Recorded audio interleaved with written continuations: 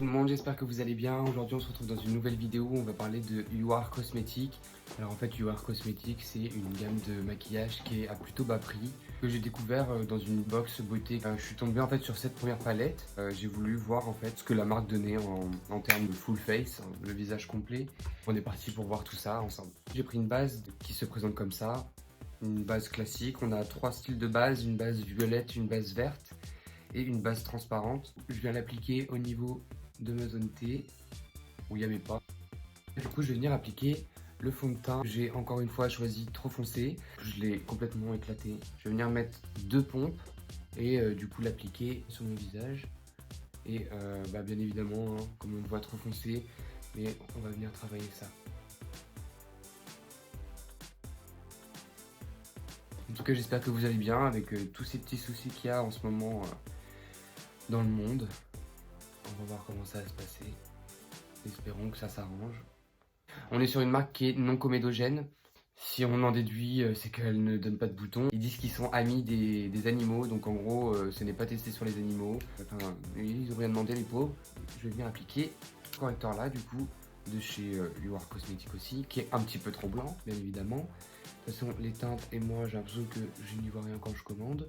Il est bien, pour l'avoir testé, il est bien, mais un peu trop clair. Après, pour faire une petite comparaison avec les bas prix, ayant testé le concealer de chez Makeup Revolution, je vous laisserai voir la vidéo sur ma chaîne si ça vous intéresse. Je trouve que celui-là assèche moins déjà pour un correcteur à peu près au même prix, enfin à des prix similaires. Après du coup j'ai passé à la poudre, du coup une poudre classique.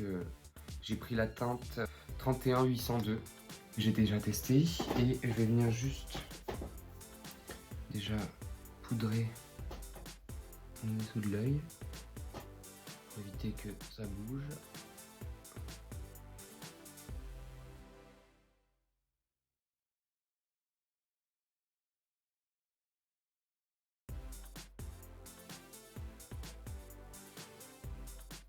Je vais venir en prendre un peu et en mettre sur tout le visage pour me fixer la totalité. Et une fois que tout ça est fait, je vais venir prendre la poudre bronzante. Du coup, pour l'avoir vraiment utilisé à fond pour voir ce que ça donnait. Et les écritures commencent déjà à s'effacer, donc je trouve ça un peu bizarre. Et j'ai pris la teinte 31702. Je vais venir l'appliquer avec un pinceau classique. Déjà, je la mets au niveau de ces deux zones-là. Et après, j'essaie de relier sur le dessus. Je vais venir en mettre légèrement au niveau du nez. Et là, je viens en mettre au niveau de ma joue.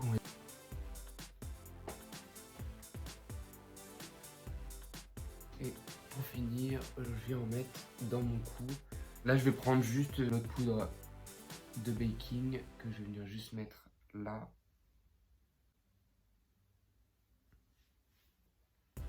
Ici. Ici. Pour bien matifier en fait ma zone. Alors du coup, j'ai pris ces deux petites choses. Alors j'ai pris un petit mascara à sourcils et à cils, translucide. Hein. Pour les sourcils, du coup, les définir aussi. Et petit crayon à sourcils de chez Makeup Revolution toujours. Je viens brosser mes sourcils. Je vais venir les tracer assez rapidement. Et du coup, je vais venir mettre le mascara à sourcils pour bien les garder en fait dans la forme. Je vais venir estomper avec ce gros pinceau toujours l'excédent de mon baking.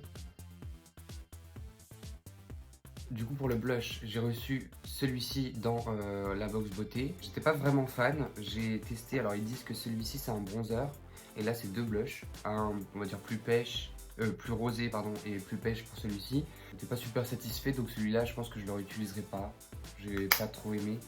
Je trouvais qu'il marquait un peu trop. Du coup j'ai pris sur le site celui-ci, donc c'est un classique, hein, un blush rosé un peu. Il est un petit peu plus clair celui-ci, on est sur la teinte abricot.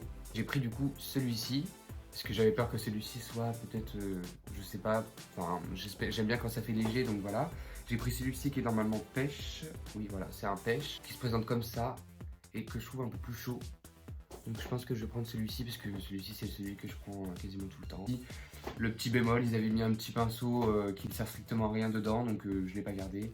Mais le blush est vraiment bien. Je vais venir prendre un pinceau ceci et je vais venir sourire et me l'appliquer au niveau des joues.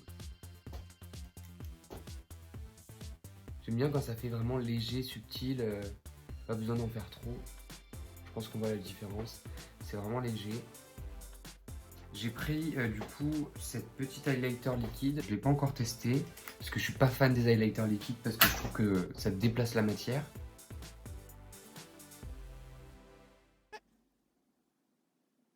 Je déteste, c'est pas du tout le truc que j'aime. Bien. Non, je suis pas fan. Le blush, c'est ce que j'aime le plus, parce que c'est ce que j'utilise le plus. Au niveau des deux poudres, la bronzante, la claire, franchement on est sur des prix super bas. Pour les deux poudres, on est sur des prix à 1 euro. Et sur le blush, on est sur 2 euros. Le mascara, on est sur un prix à 3,50 €. Je pense qu'on peut trouver des petites pépites là-dedans. Pour finir mon maquillage, je vais prendre le spray et je vais venir l'appliquer sur tout mon visage. Du coup, voici pour le look final. J'espère que ça vous plaît. On est sur quelque chose de plutôt léger pour des bas prix. En tout cas, j'espère que la vidéo vous aura plu. Je vous dis à très vite et surtout, prenez soin de vous.